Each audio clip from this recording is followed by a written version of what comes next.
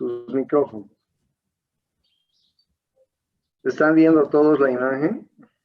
Sí, doctor. Sí, listen. Sí, doctor. Sí, doctor.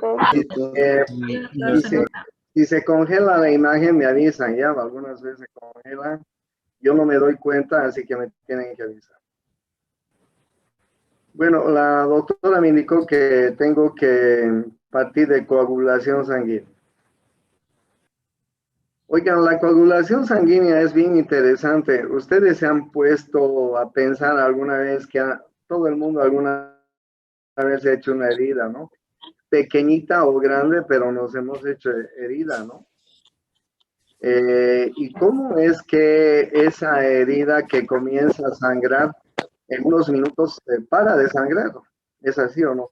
Alguna vez las chicas, sobre todo cuando están ayudando a sus mamás en la cocina, al pelar una papa, al manipular el cuchillo, en fin, se han cortado, ¿no? O los chicos con las travesuras del día a día de la niñez nos hemos cortado y nos hemos hecho siempre alguna avería. Y después de unos minutos para el sangrado. ¿Por qué para el sangrado? Porque nosotros tenemos un sistema de coagulación muy interesante en nuestro organismo. Porque imagínense si no tuviéramos este sistema de coagulación en nuestro organismo. Nos desangraríamos, pues, ¿no? Y bueno, yo les estoy hablando de heridas profusas, ¿no? Pero hay en otras circunstancias heridas graves que después de un tiempo logran detener el sangrado. Por ejemplo, imagínense una herida con arma blanca, un cuchillazo. Pues no va a sangrar definitivamente, va a parar. Claro, la pérdida de sangre puede ser muy importante, pero después de unos minutos va a parar. Imagínense una chica que está embarazada y tiene un aborto, pues comienza a sangrar. Va a sangrar mucho, pero después de un tiempo va a parar. ¿Por qué? Porque nuestro sistema de coagulación es muy importante, ¿ya? Y nosotros tenemos dos sistemas de coagulación. Un sistema del coágulo blando, así se llama, que está formado por las plaquetas, ¿ya? Inmediatamente se rompe un vaso. Imagínense que este sea un vaso sanguíneo, ya, cualquiera. Ustedes saben que vasos sanguíneos tenemos en todo el cuerpo. Imagínense que por cualquier causa se ha roto el vaso sanguíneo. Y nosotros en la sangre tenemos unas células que se llaman plaquetas, ¿ya? Junto con los glóbulos, tenemos otras células que se llaman plaquetas, ¿ya? Inmediatamente si hay una ruptura del vaso sanguíneo, o de los vasos sanguíneos, mejor dicho, inmediatamente van a acudir a ese lugar las plaquetas, ¿ya? Las plaquetas entonces van a formar una especie de tapón en esa ruptura, como les estoy dibujando, así. Entonces las plaquetas se van a acumular y van a formar el primer tapón sanguíneo, el primer coágulo sanguíneo, mejor dicho. Y el primer coágulo sanguíneo se llama el coágulo blando. Pero así como dice su nombre, ese coágulo blando es muy blando. Es muy blando. O sea, se puede romper, ¿ya? Y para eso va a entrar el sistema de la coagulación de los factores de la coagulación, es decir, el coágulo duro. Ustedes van a ver que ahora les voy a mencionar los factores de la coagulación, los factores del coágulo duro, que tienen por finalidad formar un coágulo de fibrina. O sea, sobre este coágulo blando que se ha formado, ahora se va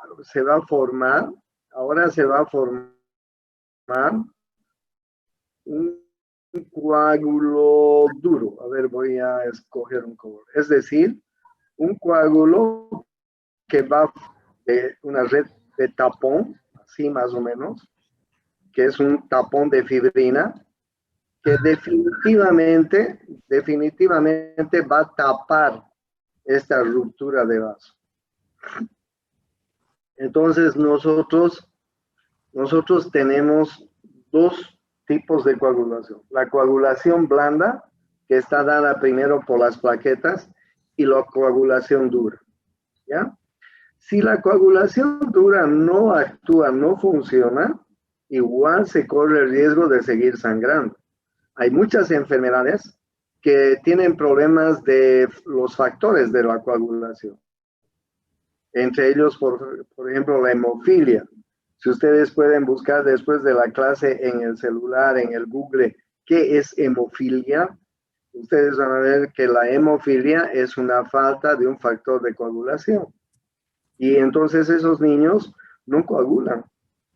En el siglo XIX había un rey en Rusia, un zar en Rusia muy famoso, el último zar de Rusia, que tenía un problema heredofamiliar.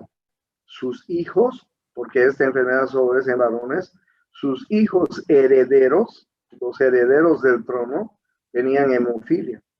Entonces, vieran ustedes cómo los cuidaban a los niños, los cuidaban como una joya para que no se caigan, para que no hagan travesuras, para que no se hieran, porque si se herían, si se hacían alguna herida, sangraban hasta morirse. Entonces, bien, entendieron entendieron cómo funciona el coágulo blando y el coágulo duro, ¿no? Ahora, les voy a hablar, les voy a decir cuáles son los factores del coágulo duro, ¿ya? O los factores plasmáticos de la coagulación. Miren, 1, 2, 3, 4, 5, 7, 8, 9, 10, 11, 12, 13 factores de la coagulación. Cada uno tiene su nombre como ustedes están viendo, ¿no? A cada uno de estos compuestos participantes de la cascada de la coagulación se le llama factor. Y comúnmente se lo designa por un número romano, elegido de acuerdo al orden que fueron descubiertos. O sea, para que se forme el coágulo duro, necesitamos que se desencadene una cascada de la coagulación. Y esta cascada de la coagulación va a empezar con varios factores que enseguida les voy a mostrar. Miren. Entonces, lo que tienen que hacer ustedes, chicos, es hacer un mapa, un pequeño mapa conceptual para aprender esto e ir aprendiendo cada uno de los factores, ¿no? El factor 1, por ejemplo, es el fibrinógeno, el factor 2 es la protrombina y lo tienen en su texto. El factor 3 es la tromboplastina tisular, el factor 4 el calcio iónico, el factor 5 la proacelerina, en fin. O sea, aprenderse de memoria es muy difícil. Lo que tienen que hacer es un mapita conceptual, ir repasando para que sepan, ¿ya? Y ahí ustedes tienen los diferentes factores y sus nombres. Bien, ahora en la coagulación, imagínense el vaso lesionado, ¿no? El vaso lesionado, inmediatamente les decía que se van a acumular en el lugar donde se ha lesionado el vaso las plaquetas, ¿ya? Pero las plaquetas no bastan para formar un coágulo, sino que tiene que formarse el coágulo duro. Y entonces, para que ese coágulo duro se forme, para que venga a, digamos, a reforzar el tapón blando, necesitamos el tapón duro. Entonces hay dos vías que se va a utilizar, que se utiliza en la cascada de la coagulación para activar el coágulo duro. La primera vía se llama extrínseca. ¿Ya? Por la vía extrínseca, es decir, por fuera del vaso, se van a activar primero la tromboplastina. Y después la tromboplastina va a estimular a la formación del factor 7. Y el factor 7 va a estimular la formación del factor 10. El factor 10 va a transformar la protrombina en trombina y la trombina va a transformar el fibrinógeno en fibrina. ¿Ok? O sea, miren, es una cascada que se realiza. Hay un vaso sanguíneo lesionado, se ha producido el primer coágulo por las plaquetas, el coágulo duro de la fibrina tiene dos caminos para formar. La cascada de la coagulación tiene dos caminos. Uno es la vía extrínseca, es decir, por fuera del vaso se va a formar esta vía. La tromboplastina va a activar al factor 7, el factor 7 va a activar al factor 10, el factor 10 va a activar a la protrombina y se va a convertir en trombina. La trombina va a activar al fibrinógeno y se va a activar en fibrina. Y finalmente la fibrina va a activar el factor 13, va a activar a la fibrina para convertir en fibrina estable. Esa es la vía extrínseca. La vía intrínseca se activa dentro del vaso sanguíneo. La vía extrínseca fuera del vaso. La vía intrínseca dentro del vaso sanguíneo. Entonces, dentro del vaso sanguíneo, una vez que se ha lesionado el vaso, una vez que se ha producido el coágulo blando de plaquetas, se activa el factor 12. El factor 12 va a activar el factor 11. El factor 11 va a activar el factor 9. El factor 9 va a activar el factor 8. El factor 8 va a activar el factor 10 y el factor 10 va a activar la protrombina en trombina, la trombina va a activar el fibrinógeno en fibrina y el factor 13 va a activar la fibrina en fibrina estable. De tal manera que la conclusión de toda esta cascada de la coagulación, es formar aquí un coágulo que esté con una red de fibrina totalmente estable. De tal manera que esa ruptura, esa lesión, ya deje de sangrar, se pare. ¿Okay? Cuando nosotros los cirujanos vamos a operar, es muy importante pedir los factores de la coagulación del paciente. ¿Entienden? Porque si un paciente no está coagulando bien, ¿para qué lo vas a operar? ¿No es cierto? Por eso es que nosotros en cirugía, los cirujanos, pedimos. Perdón. Primero, ¿qué pedimos? El tiempo de coagulación. ¿Ya? O sea, ¿en qué tiempo coagula la sangre? Vas al laboratorio, el laboratorista te va a pinchar la oreja y va a esperar en qué tiempo coagula tu sangre. ¿Ya? Hay un tiempo estándar en el que coagula la sangre. ¿Ya? Después vamos a pedir el factor de protrombina y el factor de trombina, en qué niveles está. Y el factor de tromboplastina también. Entonces, cuando nosotros vamos a operar, pedimos los factores de la coagulación para asegurarnos de que ese paciente o esa paciente no va a sangrar dentro de la cirugía. Porque imagínense que una persona sea enferma, tenga algún problema de la coagulación y comencemos a cortar con el bisturí del organismo. No va a haber un buen coágulo, ¿no es cierto? Y va a comenzar a sangrar. Entonces, vean ustedes qué importante es la coagulación en el organismo. ¿Ok? Entonces, ¿cuál es el concepto de coagulación?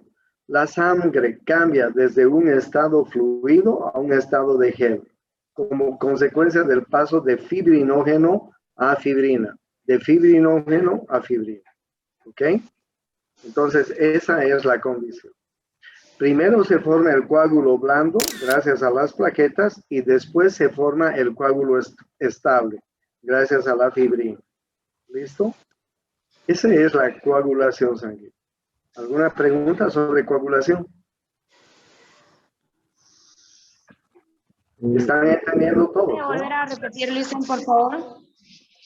¿Qué quieres que repita desde el saludo?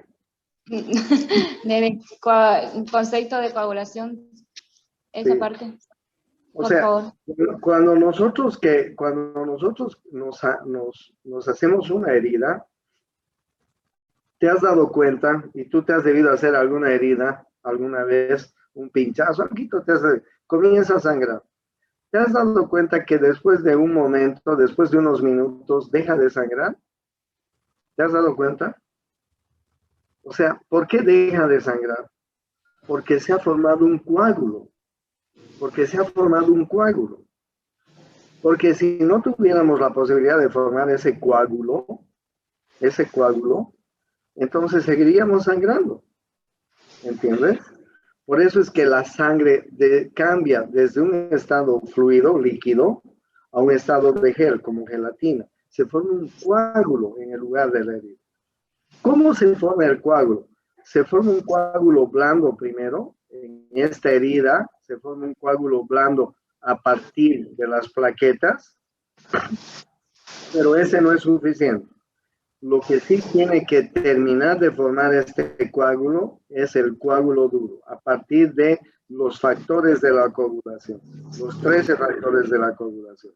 Y los factores de la coagulación, tienen que terminar formando la fibrina. Ahora bien, estos factores de la coagulación se activan a través de dos vías, la vía extrínseca y la vía intrínseca, ¿ya? Y yo ya les he mostrado, y ustedes tienen en el texto, cómo se activa la vía extrínseca por fuera del vaso y cómo se activa la vía intrínseca por dentro del vaso. De cualquiera de las dos vías, esta cascada de coagulación va a terminar formando un coágulo de fibrina. O sea, a este coágulo que había de plaquetas, ahí va a formarse una red de fibrina estable. ¿Ya? Se va a hacer un coágulo estable. Ahí, mire. Y entonces, pues, este vaso sanguíneo va a dejar de sangrar. Se formó un coágulo estable. Y se curó, digamos, se reconstruye el vaso con el correr de los días. Esa es la función de los factores de la coagulación, de la cascada de la coagulación. ¿Ya? Un poco complicado, pero tienen que leer un poco el libro. ¿Qué es el sistema linfático? Paso a otro tema. Con la doctora Cortés ustedes han venido repasando lo que es los vasos arteriales y los vasos venosos, ¿no es cierto? Arterias y venas. O sea, nosotros en el organismo tenemos un sistema arterial y tenemos un sistema venoso. ¿Sí?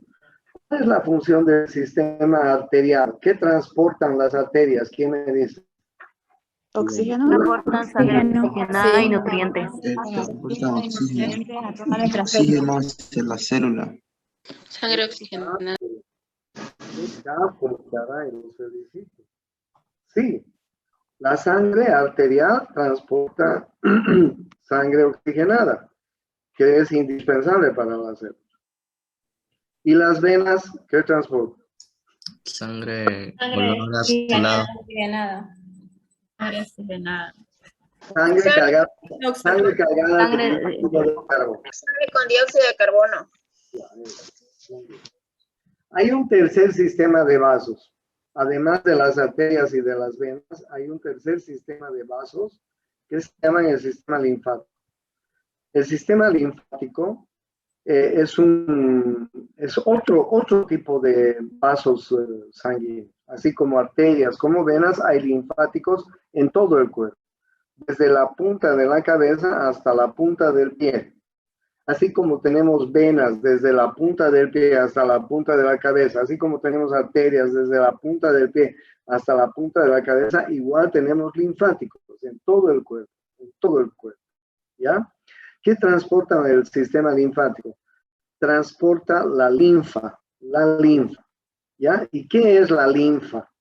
La linfa atiendan bien, la linfa es un filtrado del plasma sanguíneo, de la parte líquida de la sangre. Es un filtrado del plasma sanguíneo, ¿ya? Que tiene la característica de transportar moléculas grandotas que no entran ni en las arterias ni en las venas. ¿Ya? Moléculas grandotas, robustas, gordas, que no entran ni en arterias ni en venas. Profe, ¿Sí? buen día. Disculpe, ¿qué dijo que era la linfa? ¿Puede repetir, por favor? La linfa es un filtrado del plasma sanguíneo. Y el plasma sanguíneo es la parte líquida de la sangre. ¿Ya? Entonces la linfa es un filtrado del plasma sanguíneo que contiene moléculas muy grandes que no entran, que no pueden ser transportadas ni por las arterias ni por las venas. Entonces la naturaleza, nuestro Dios, ha creado otro sistema que transporte a estas moléculas gordas, robustas. Y este sistema se llama sistema linfático. ¿Ya? Entonces, pero además, el sistema linfático es muy importante para mantener el equilibrio líquido en el medio interno. Es importante porque interviene en respuestas inmunitarias, ¿ya? Y drena, como les decía, líquidos que no pueden ser transportados, moléculas que no pueden ser transportadas por nuestras arterias y por nuestras venas. Miren ustedes esto. Oye, cómo hay vasos linfáticos. Les decía que hay vasos linfáticos desde la punta de la cabeza hasta la punta del pie. ¿Ok? Desde la punta de la cabeza hasta la punta del pie. Pero los vasos linfáticos además tienen una característica. Están acompañados por unos pequeños nódulos, como ustedes ven en la figura, que se llaman...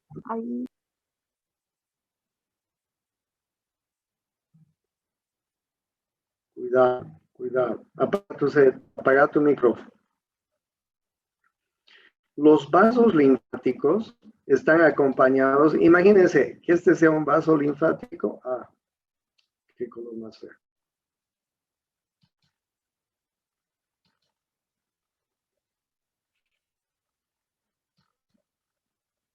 Ya no puedo admitir dos personas. Imagínense que este sea un vaso linfático. Lo voy a pintar de amarillo para diferenciarlo de la arteria que es roja y de la vena que es azul. Ese es un vaso y tiene un ganglio linfático. ¿Ya? Ese es un vaso linfático y tiene un ganglio linfático. ¿Ya? Ese es un vaso linfático. Ese es un vaso y tiene un ganglio linfático. ¿Ya? Ese es un vaso linfático y tiene un ganglio linfático. Ese es un vaso y tiene un ganglio linfático. Y así en todo el cuerpo. Ustedes vean los vasos linfáticos acompañados de ganglios linfáticos. ¿Ya? ¿Qué le he dicho que transporta el vaso linfático? Linfa. ¿Qué es la linfa? Un filtrado del plasma. ¿Qué transporta moléculas grandes? Ahora bien, miren ustedes, de trecho en trecho los vasos linfáticos están acompañados de ganglios linfáticos. Miren ustedes acá los ganglios linfáticos. Ya, los ganglios. En todo el cuerpo, el rosario de los católicos que rezamos, conocemos, ¿cierto? Así parecido a un rosario. Ahí están bien. Ah, bien. Estos ganglios linfáticos son muy importantes. Anoten bien, en los ganglios linfáticos maduran formas jóvenes de glóbulos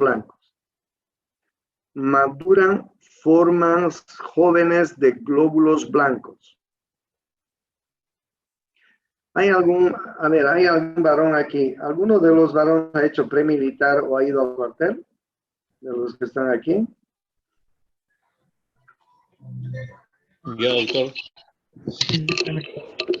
Ariel. Sí, doctor. Ya, ¿has ido? ¿Qué te han enseñado en el cuartel? ¿Qué fundamentalmente enseñan en el cuartel? ¿En qué te entrenan en el cuartel? ¿Perdón? La supervivencia nos enseña igual todo lo de el área de salud, igual nos enseña por motivo de si uno tiene que salir al campo. Pero también te enseñan a manejar armas, ¿cierto? Sí, el uso de armamento. El uso de Orden armamento. cerrado. Claro, el uso de armamento, te enseñan a manejar las armas. Ahora bien, ¿para qué les enseñan en los cuarteles a usar armas? Por si acaso algún país tenga, apaguen sus micrófonos, por favor. Por si acaso alguien tenga un conflicto bélico. De la misma manera, apaguen sus micrófonos, por favor. Alguien está con el micrófono encendido. Ya. De la misma manera que en los cuarteles, en los ganglios linfáticos se preparan las formas jóvenes de glóbulos blancos. Ahí van a madurar y se van a formar, van a estar listos para ir a combatir cuando entre un microorganismo al cuerpo. Entonces, por un lado, los vasos linfáticos transportan la linfa con moléculas grandes y gordas. Y por otro lado, los ganglios linfáticos son pequeños órganos donde las formas jóvenes de glóbulos blancos van a madurar. ¿Ya? Y es muy importante porque ustedes saben que los glóbulos blancos son los soldados de nuestro cuerpo. Ellos nos van a ayudar cuando un microorganismo entra en nuestro cuerpo. Ahora bien, ¿cómo se forma? Miren ustedes dónde se forma. Hay dos vasos linfáticos principales. Atiendan bien este dibujo. Hay dos vasos linfáticos principales. Uno es el conducto torácico. Ahí lo tienen ustedes, el conducto torácico. Este es uno de los más importantes, ¿ya? Ese es de los más importantes. Y el otro es el conducto linfático derecho, ¿ya? Ahora bien, miren. El conducto torácico, o más bien en el conducto torácico, van a reunirse los vasos linfáticos de casi todo el cuerpo. De casi todo el cuerpo. ¿Ya? Y no se olviden que los vasos linfáticos tienen ganglios linfáticos, además. Antes del conducto torácico hay esta pequeña dilatación que ustedes están viendo que se llama la cisterna de Pequet. Y de ahí viene el conducto torácico. Miren, el conducto torácico va a desembocar, ya no puedo recibir a nadie, es muy tarde. Va a desembocar en el sistema venoso, El conducto torácico desemboca en la vena subclavia izquierda, ¿ya? Y el conducto torácico recepciona la mayoría de los vasos linfáticos del cuerpo. Ese es por un lado. Este es el principal vaso linfático del cuerpo. Ya, como decirles, ¿cuál es la principal arteria en el cuerpo? ¿Cuál es la principal arteria en el cuerpo? ¿Quién me dice? La arteria aorta. Arteria aorta. Listo. Ya, ok. El principal vaso linfático se llama conducto torácico, que se forma a nivel de la región lumbar. Antes del conducto torácico hay una pequeña dilatación que se llama la cisterna de Pequet. Y miren ustedes cómo los vasos linfáticos desembocan en todo el conducto torácico. ¿Ya? El segundo vaso importante se llama conducto linfático derecho, donde a donde también desembocan vasos linfáticos de menor calibre, sobre todo parte de la cabeza, el cuello y del miembro superior derecho. ¿Ya? A este conducto linfático derecho,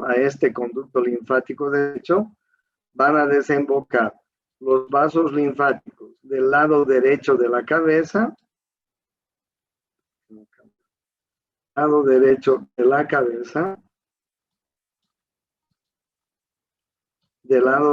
la cabeza, del lado derecho del cuello y del lado derecho del tórax, ¿ya? Y el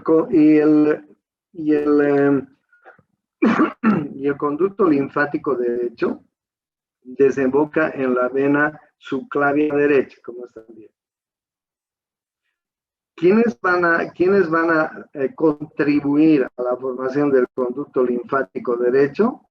Es los linfáticos del lado derecho de la cabeza, los linfáticos del lado derecho del cuello y los linfáticos del lado derecho del tórax.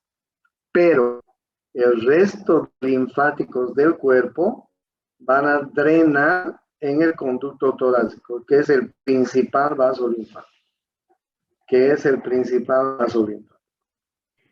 Profe, una preguntita, disculpe. ¿Qué quiere decir MSD? ¿Dónde está eso? En el conducto linfático derecho. Esto que he escrito yo. No, debajo dice el conducto linfático derecho, mitad derecha de la cabeza. Miembro cuello, superior, miembro superior derecho. Miembro superior derecho. Miembro superior derecho.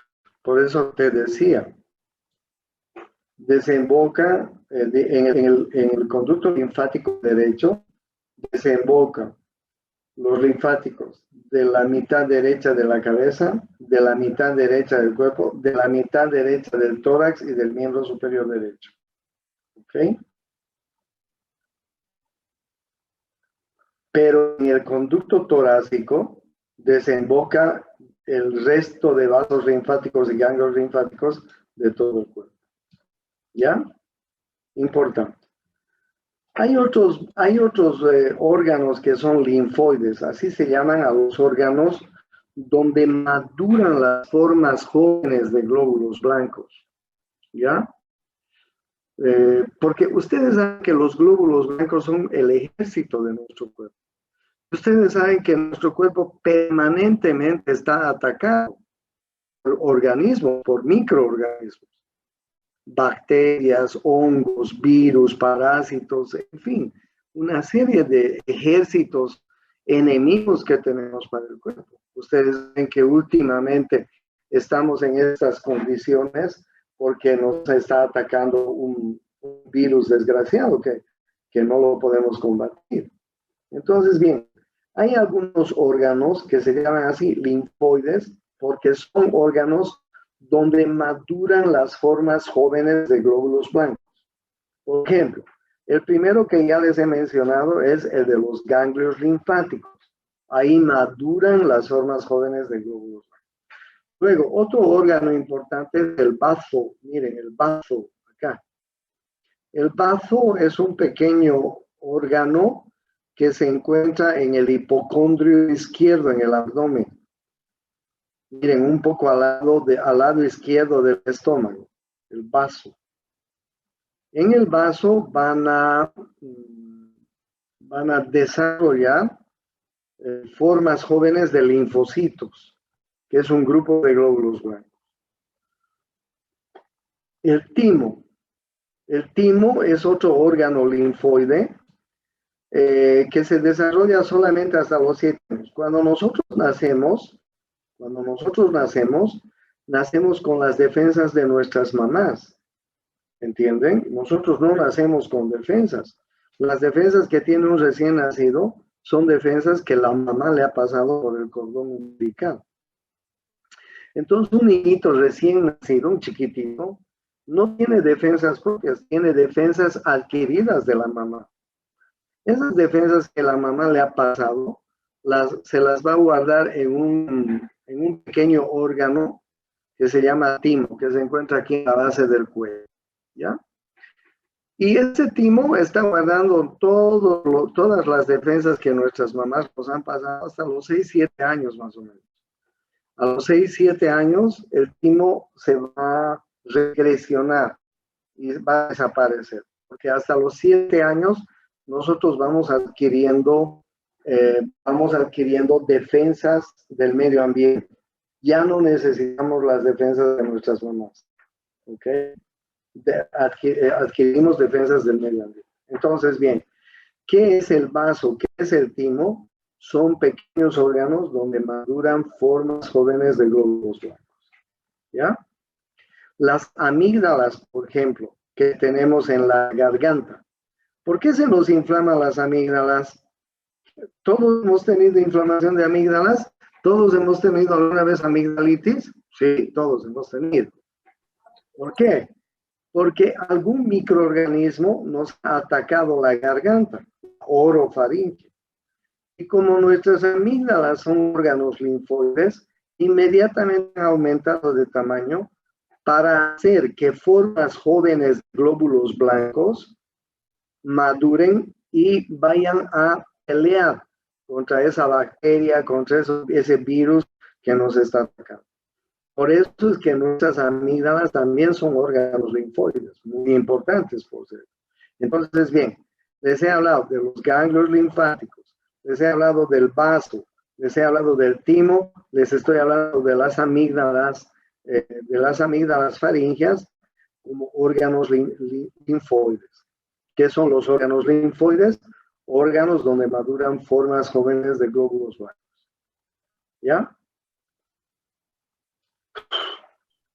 Bien, vamos a ver ahora el sistema inmune. ¿Hasta ahí hay alguna pregunta? Voy a descansar.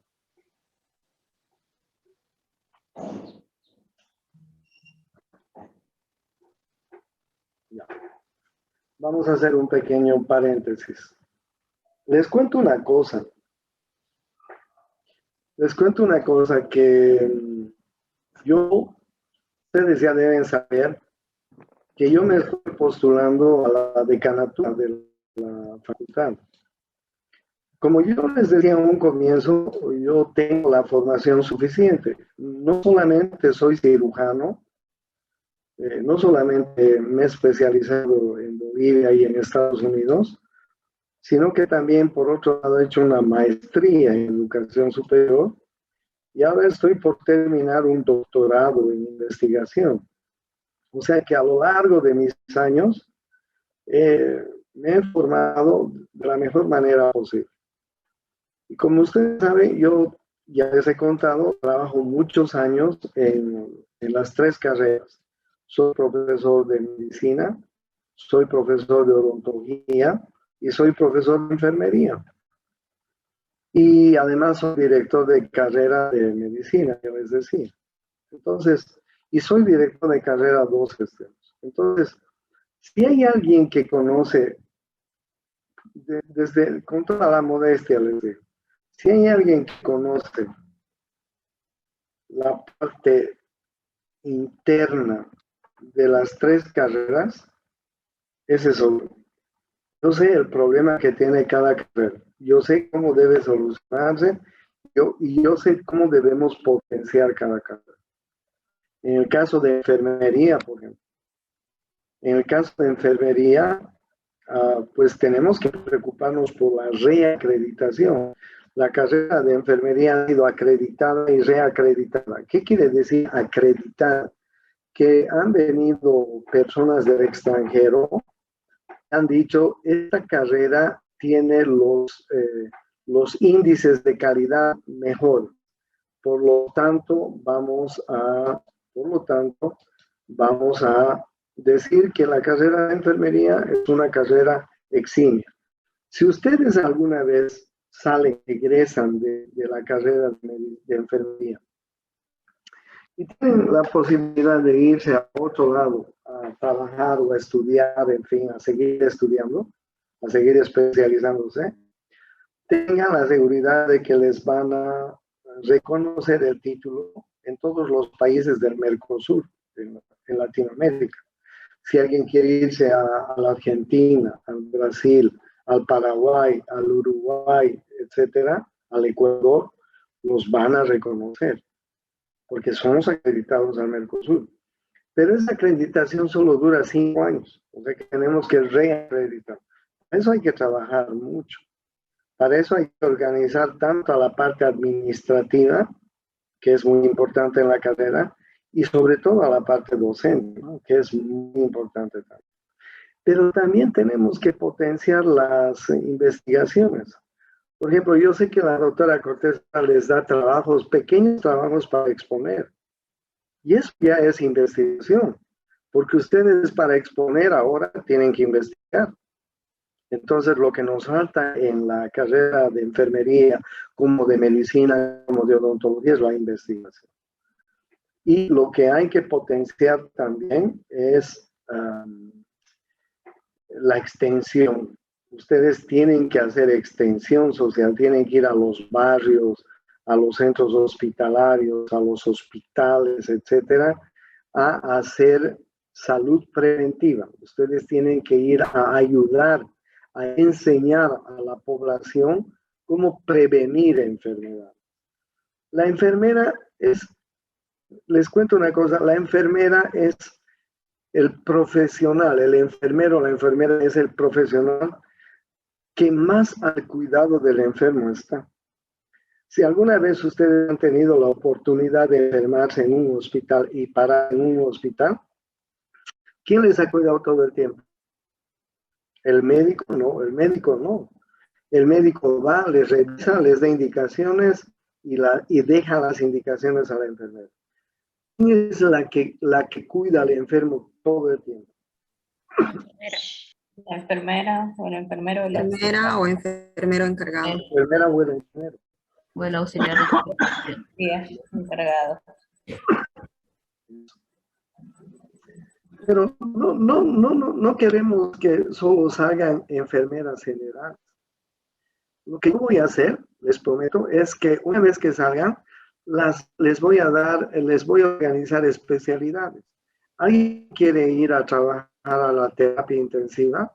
Entonces va a ser una maestría en terapia intensiva. ¿Alguien quiere ir a trabajar a la sala de recién nacidos de pediatría? Va a ser una maestría en pediatría y en neonatología. ¿Alguien quiere especializarse en emergencias hospitalarias? Va a ir a emergencias.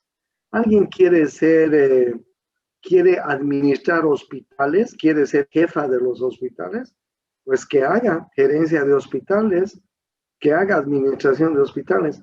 Porque les quiero decir, los hospitales, los centros médicos no tienen que ser manejados por médicos.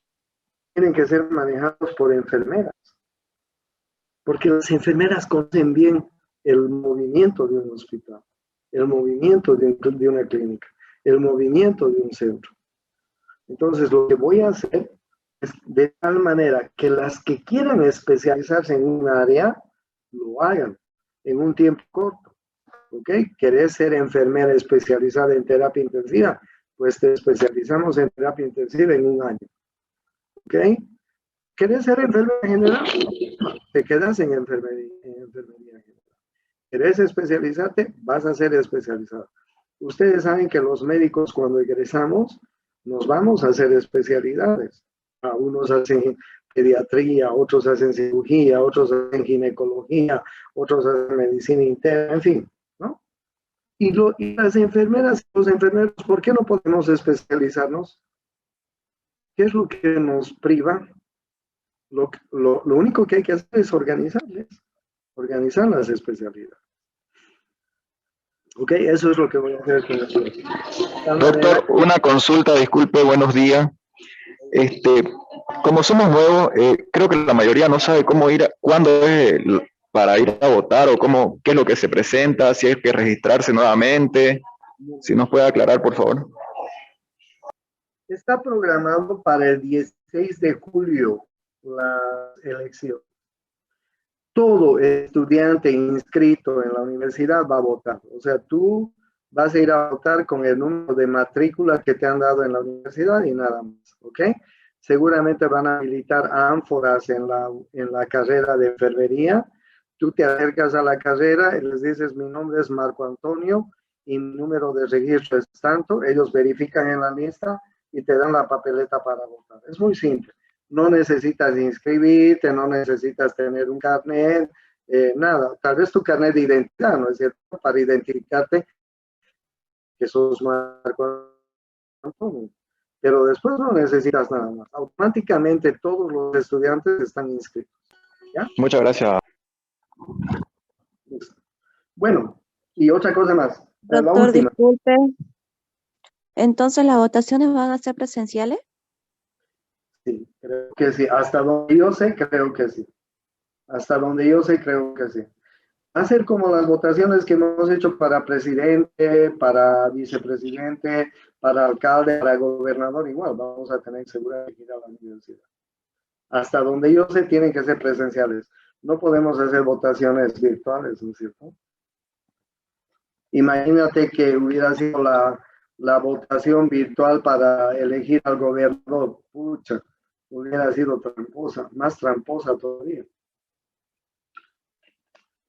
Entonces, mejor es que sean presenciales. Pero bueno, eso no lo decido yo.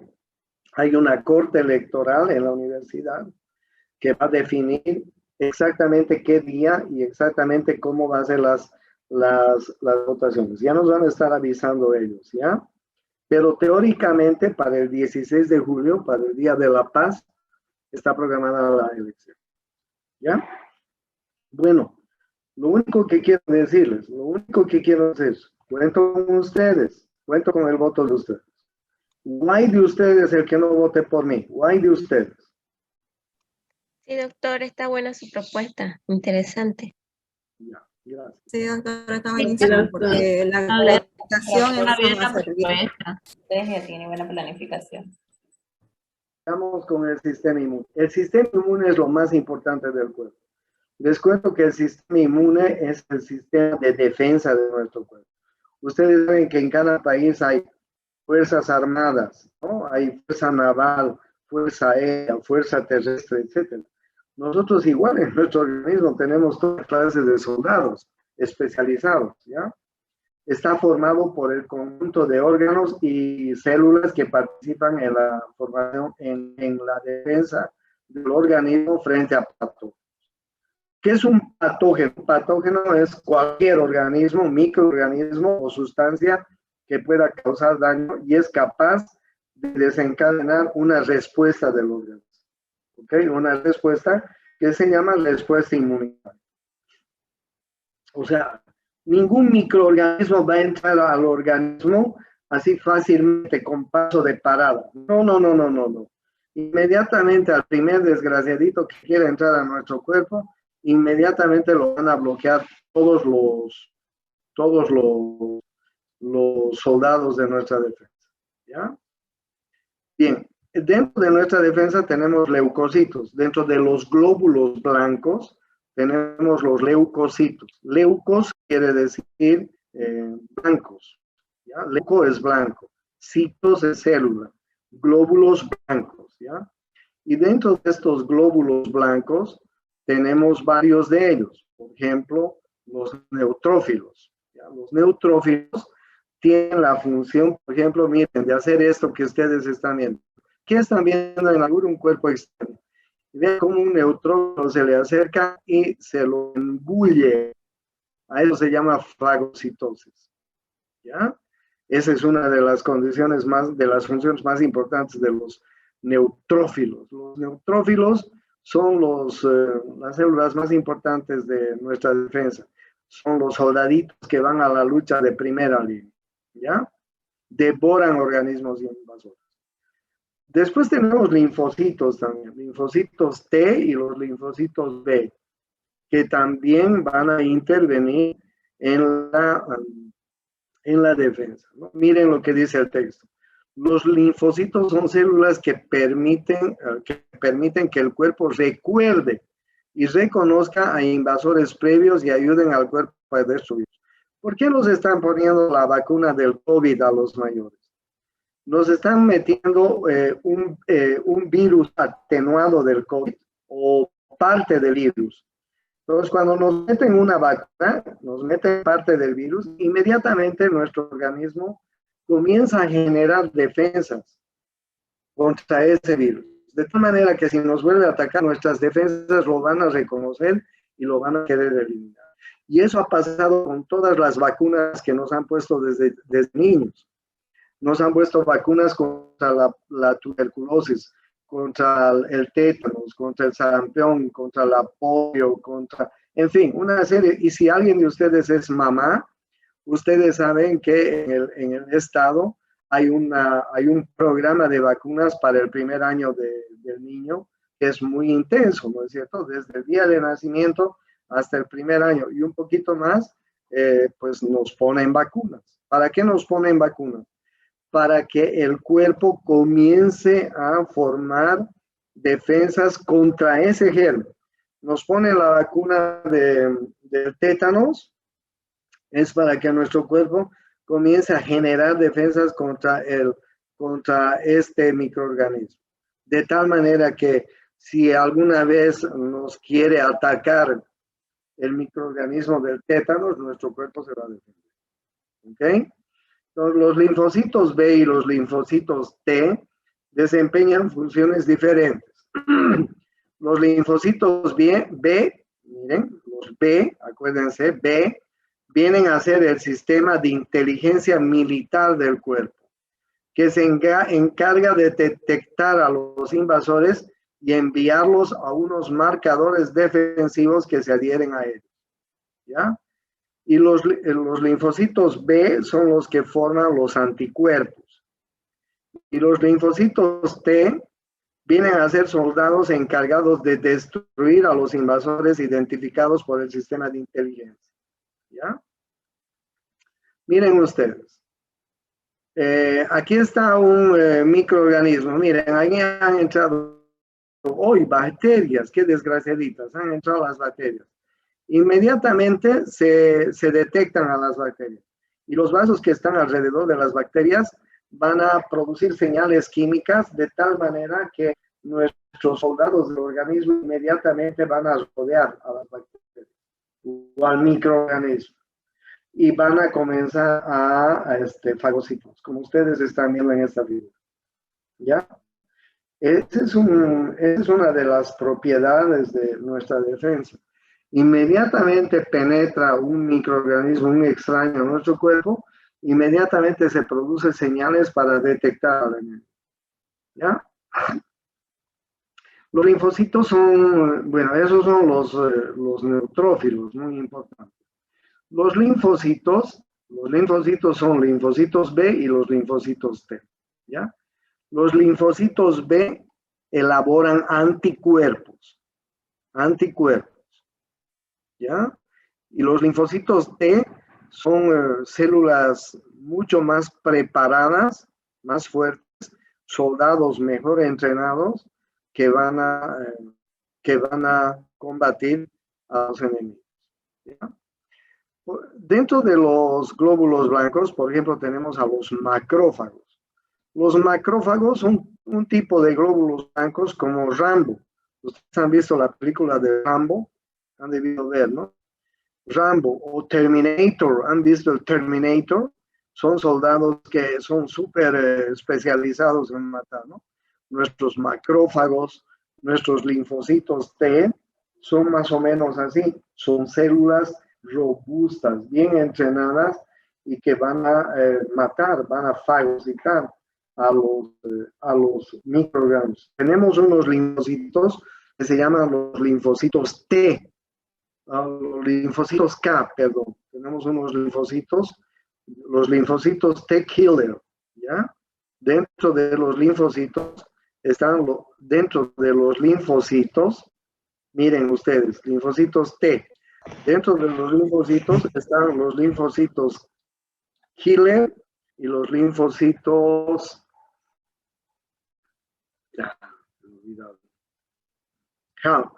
helper. ¿Ya? Killer en inglés significa asesino. ¿Ya? Tenemos los linfocitos asesinos. O sea, estos linfocitos sin piedad matan a cualquier microorganismo. Y los helper son linfocitos que cuando detectan un extraño en nuestro organismo, se apegan a él, a ese extraño, y piden ayuda. Help, help, socorro, auxilio, y van en su ayuda el resto del organismo. Es como si un vecino pescara en el barrio a un pícaro y lo agarra al pícaro, ¿no? Y entonces este vecino va a decir, auxilio, socorro, ayúdeme, este es un pícaro, y van a venir los vecinos y le van a ayudar a atrapar al vecino, lo digo al pícaro, perdón. Entonces, de la misma manera, los helper se adhieren a los pícaros, a los extraños, a las bacterias extrañas, virus, etcétera, se adhieren y piden ayuda para que el resto de glóbulos blancos vayan en su ayuda. Los killers, en cambio, no, estos killers son asesinos. Ven un extraño y lo matan sin piedad. Andan bien armados y lo matan. Entonces, dentro de los linfocitos T, hay los linfocitos K, los killer, y los linfocitos H, los helper. No se olviden. Bueno, esto es para su información personal. Y los linfocitos B, no se olviden que los linfocitos B son los que fabrican los anticuerpos. ¿Ya?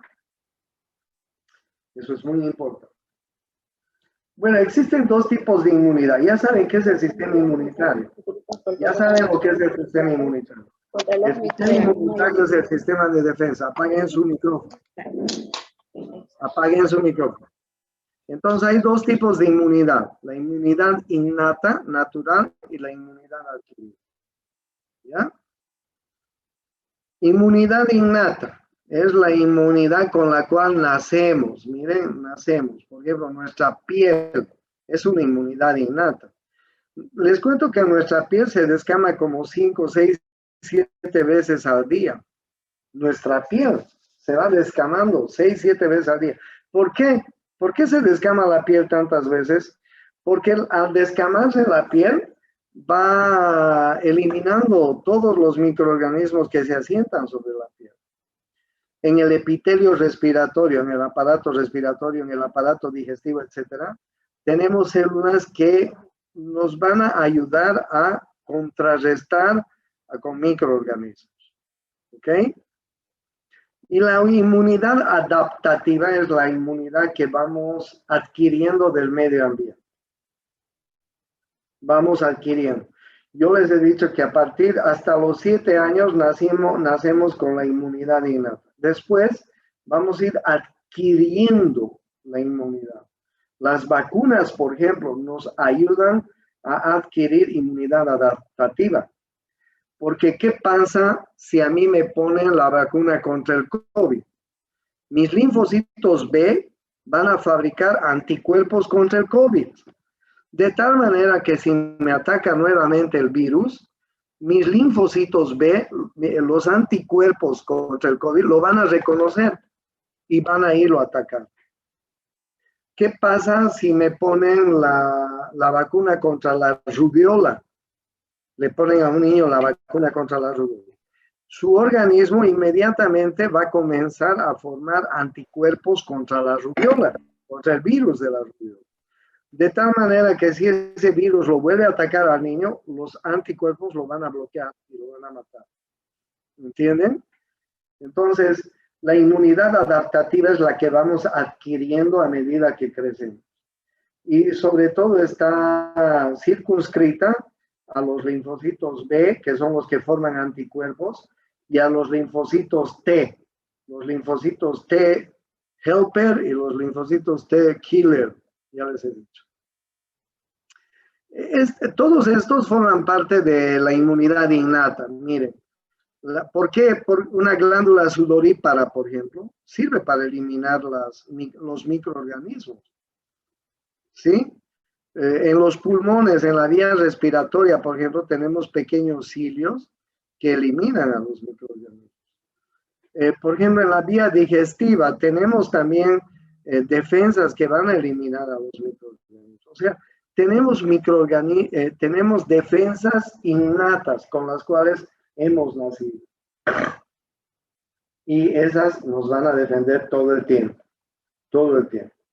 Si nosotros tuviéramos ojos microscópicos, nos desmayaríamos si pudiéramos ver todos los microorganismos que nos rodean. Entonces, la inmunidad innata nos ayuda a mejorar. ¿Ok? Y la inmunidad adquirida es esta. Las vacunas, por ejemplo, es una inmunidad adquirida. Nos meten vacunas e inmediatamente nuestro cuerpo forma anticuerpos contra ese organismo. Las vacunas son virus atenuados, organismos atenuados, debilitados. ¿Ok? No nos meten virus vivos, activos, porque si no nos meterían enfermedad. Ahora cuando nos están metiendo las vacunas contra el COVID, son virus del COVID debilitados o partículas del COVID nada más. Pero nuestro organismo comienza a crear anticuerpos.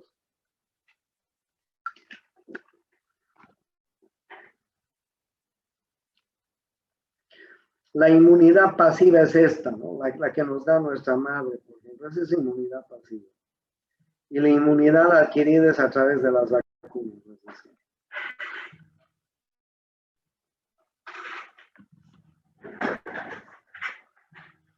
Maestro, le llamo en 5 minutos, estoy terminando la clase.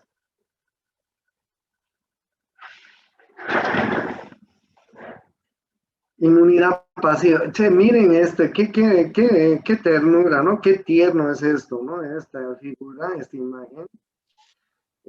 Pucha, que una madre esté dando de lactar a un niño. ¿Cuál es la mejor defensa del recién nacido? La leche materna. La leche materna.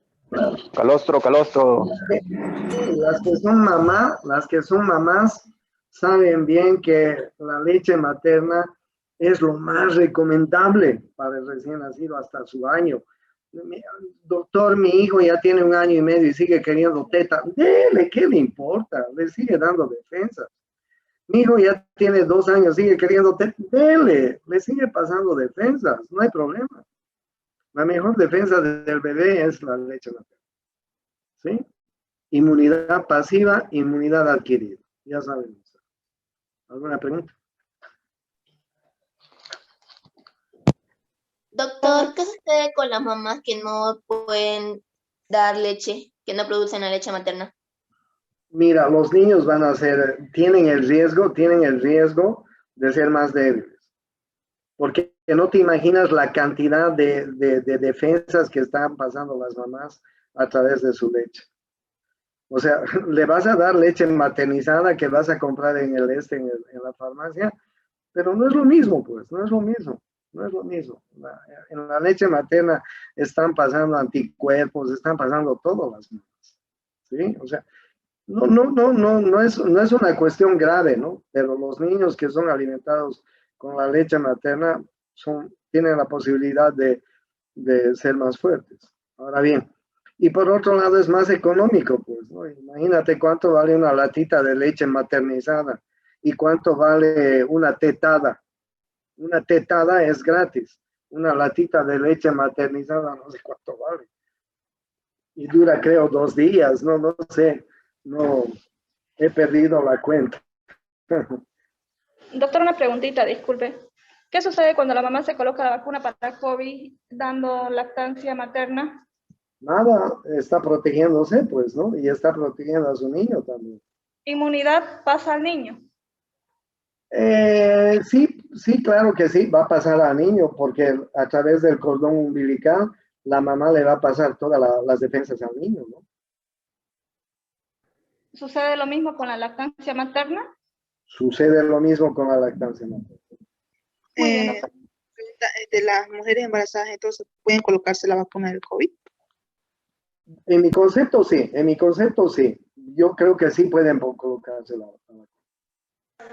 Y doctor, Una pregunta sobre la inflamación del ganglio que desearía saber en la parte axilar. ¿Se debe a qué, doctor? Los ganglios normalmente son del tamaño. ¿Qué? Wow. Que me esperen 5 minutos. Los ganglios son del tamaño de un arroz, de un pequeño arroz. Cuando se inflaman, se hacen del tamaño de un feijón, de un poroto, de un garbanzo. Entonces, bien, cuando alguien viene, digamos, ustedes vienen donde mí me dicen, doctor, me duele la garganta, lo primero que yo hago es buscar los ganglios. Porque si hay infección, los ganglios van a aumentar de tamaño. ¿Entienden? Si una mujer tiene una infección en la mama, los ganglios de la axila se van a inflamar. Si una mujer tiene una infección en la vagina, en su aparato reproductor, los ganglios inguinales se le van a inflamar. Cuando los ganglios aumentan de tamaño, es una llamada de atención, es una llamada de alerta. Algo está pasando, por eso el ganglio se ha inflamado y las defensas están comenzando a crecer, están comenzando a madurar. Algo hay ahí, es una llamada de atención. ¿Okay? Hay que buscar. Doctor, una pregunta más. En la parte axilar de los ganglios, ¿no ve? En caso que no desinflamaría, digamos, se mantendría inflamado nomás, pero no, sin dolor. Mira, hay que revisar a esa persona. Primero hay que revisar y hay que ver qué antecedentes tiene. Antes de decirte que debe tener algo o aquello, primero habría que revisar, ¿no? Porque sin ver a una persona, sin saber los antecedentes, sin saber si tiene alguna signo, sintomatología, es muy difícil decirte, debe tener un cáncer, debe tener inflamado la mama, debe esto o aquello. No, primero hay que revisar a esa persona, ¿ya? Si necesitan alguna ayuda, ustedes ya conocen la óptica y yo siempre estoy presto para poder ayudarles, atenderles cuando quieran, lo que quieran. ¿Ok? Bueno, ya saben quién va a ser el decano de la facultad, pero eso va a ser con la ayuda de ustedes. Así claro, que, Licen, claro, no nos olvidamos, usted no se preocupe. Me voy a hacer pasar por dos para darle dos votos. Me interesa. Cuídense mucho. Abrazos. Hasta luego, Licen, hasta luego. Hasta luego, Gracias. Licen.